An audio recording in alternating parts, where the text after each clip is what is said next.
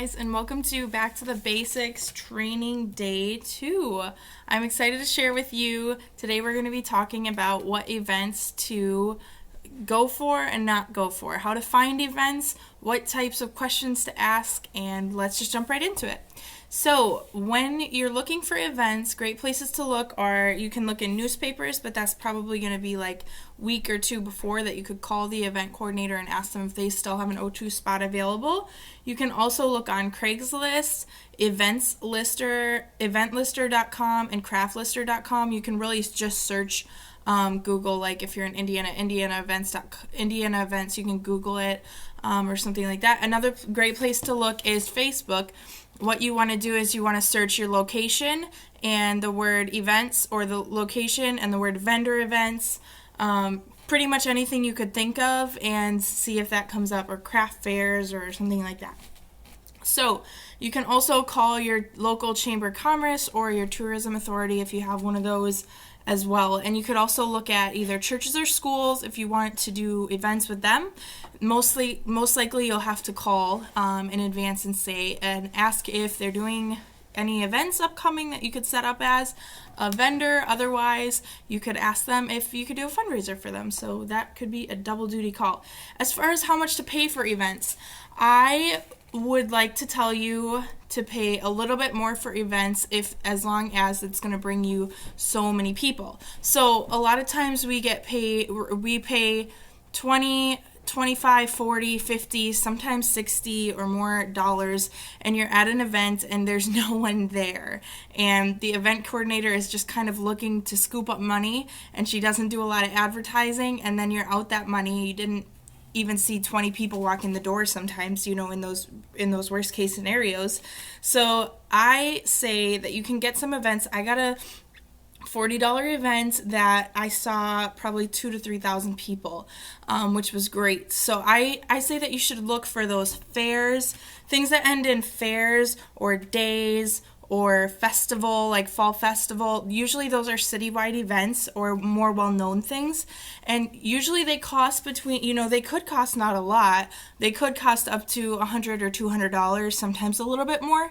But if you're going to see tens of thousands of people or even a few thousand people, it's totally worth it to pay that extra. And you know what? You can go in with another designer to do that. And I mean, like state fairs and things like that are 12 to 15 days long, at least it is here in Minnesota.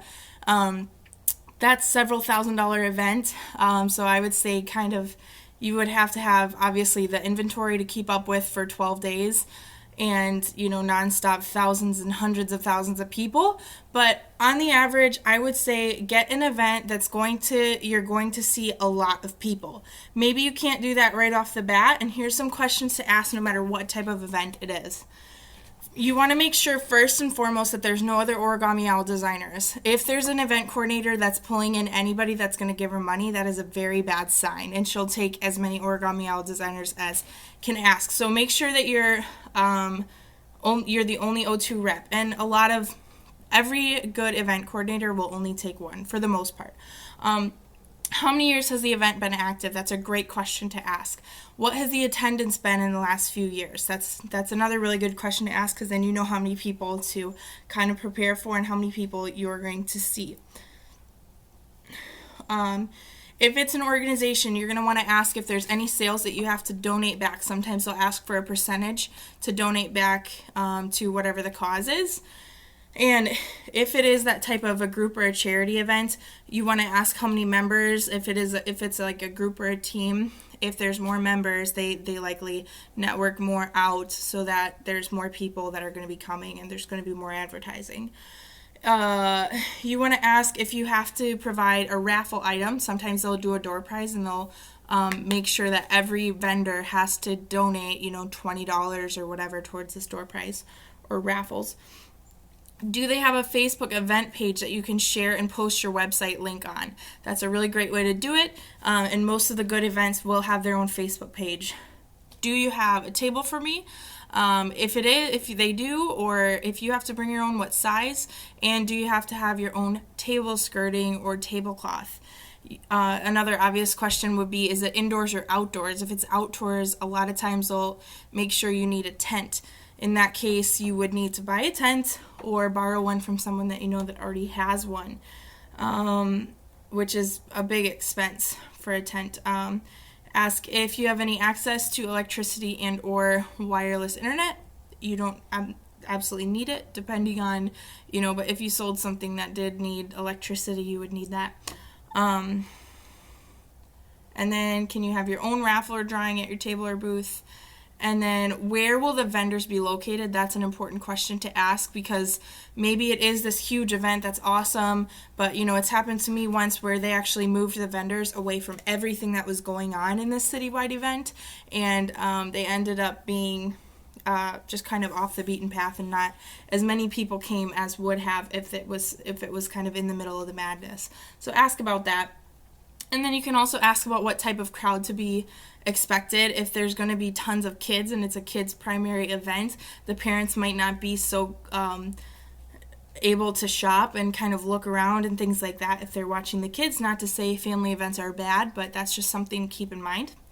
And then if the event went well, if you went to the event and it went well, make sure you build that relationship with the event coordinator. Likely they have a lot more events going on throughout the year, and that way you could send her a thank you note. You could ask her, hey, could you keep me in mind if there's any events, or just straight up ask, do you have any openings coming up in your upcoming events that I could be your O2 rep for? A few specific types of events, bridal events. I would like to say that as a bride going to these events last year, I had no thought to purchase anything going into that. You're looking at all these free samples and different vendors, tables and stuff, and you're not there to necessarily make purchases that day. You're just kind of looking for ideas for your wedding. And I've asked a lot of brides the same thing, and they've felt the same way.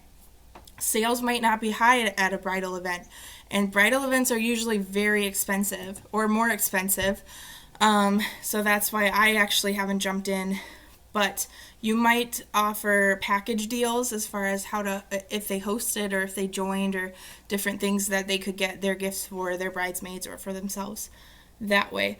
Farmers markets. I got my info for this from Jerry Butanda. Jessica and Jerry do farmers markets, and he says that they can be good because it's like having a storefront.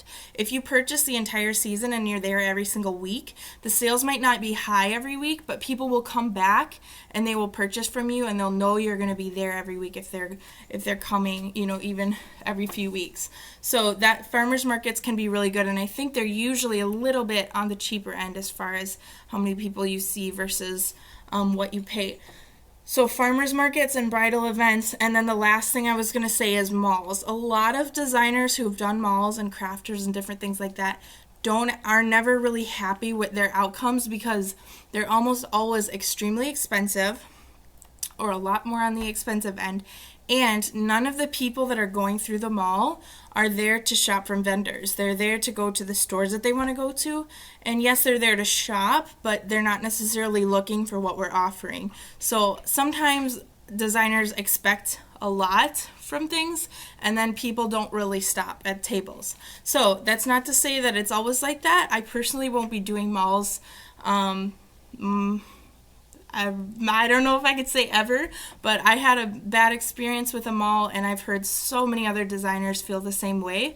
So I personally don't moving forward, just because of the expense it is and the return that I saw. But other than that, that's pretty much my big tips. Make sure that you comment below any other types of events that you're looking at.